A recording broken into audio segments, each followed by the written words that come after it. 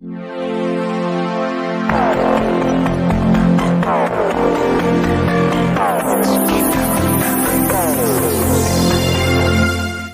फ्लूचे थैमान, ढोकीत चिकनचे दुकान बंद. ढोकी येथे आढळलेल्या बर्ड फ्लू H5N1 संसर्गामुळे संपूर्ण परिसरात भीतीचे वातावरण असून प्रशासनाने संसर्ग रोखण्यासाठी कडक प्रतिबंधात्मक उपाययोजना सुरू केल्या आहेत. ढोकी पोलीस स्टेशन ते सुभाष देशमुख यांच्या घरापर्यंतचा संपूर्ण परिसर क्वारंटाईन करण्यात आला आहे. 6 मार्च रोजी प्रशासनाने कारवाई केली असून एकूण 507 कोंबड्याचे कलिंग नष्टीकरण, 130 अंडी व 130 किलो खाद्य नष्ट करण्यात आले आहेत. तर संपूर्ण परिसरातील चिकन दुकाने तात्पुरती बंद करण्यात आली आहेत.